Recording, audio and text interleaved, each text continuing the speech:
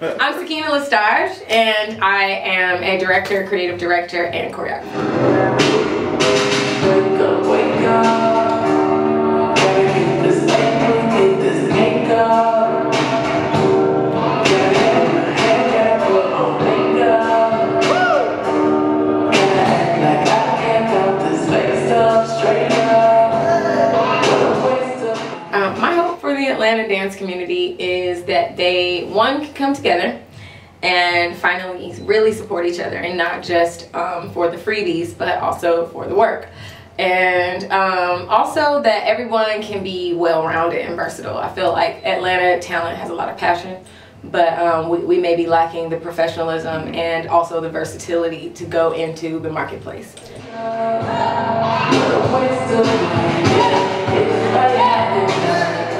biggest problem in the Atlanta dance community to me is that there's not a plethora of jobs. So it creates a very hectic, frantic, crabs in a barrel type of scenario, and everybody's passionate, which is great, but then when you're throwing that passion into every random job that comes along, it can get very cutthroat. And that's the industry period, but Atlanta, because it's a smaller pool, the same people we're cutting throats with are the same people we're friends with. So it can create a very interesting dynamic.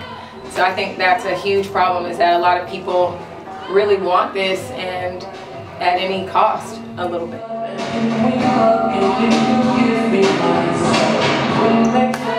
I feel like the men in this community should definitely be versatile, and I feel like a lot of the men, because there are so many, and we're blessed to have that, are one-sided.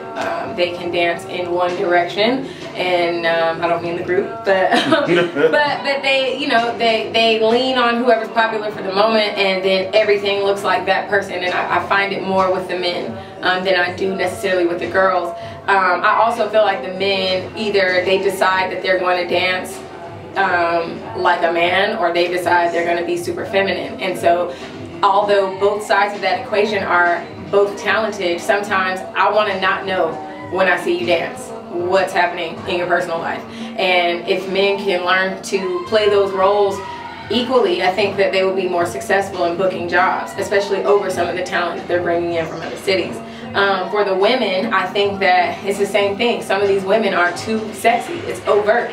So when you need them to calm it down and be smooth and stand next to a boy and hold their own, they're still trying to be sex appeal. And so sometimes it's just too much. And for a choreographer or even a director, it's like, I don't want to necessarily see that you are going to be so sexy all the time. I may just want to see like an around the way girl that's going to be like a dude, and not like a female that looks kind of like a dude but really dance like a man. Like, so it's like, again, this community needs versatility across the board. It's not just in style, but in delivery and performance.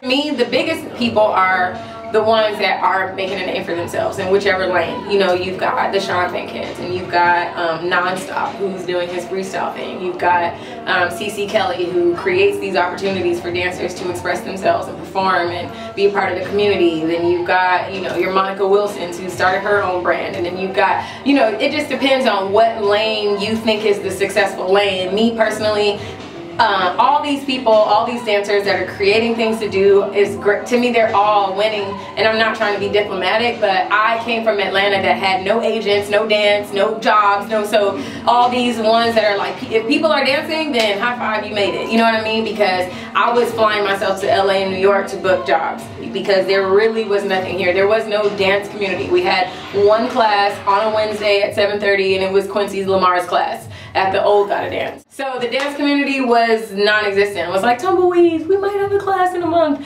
Somebody from somewhere is gonna come here and teach. You know what I mean? So it's like, so I think that the biggest movers and shakers are the ones whose names we know. You know, the ones who we see taking class, the ones who we see posting things, the ones who we see working. I mean, I'm sure there's even more people now because more people are in class that I don't even know because I'm not here. So to me, if you are pursuing this crazy dream to be a dancer, like, you're a mover and shaker and you're part of the community, and you're just as important as the person concept videoing it up for life. You know what I mean? So more power to the Atlanta community. Like, please, we're all trying to get it. Like, yay.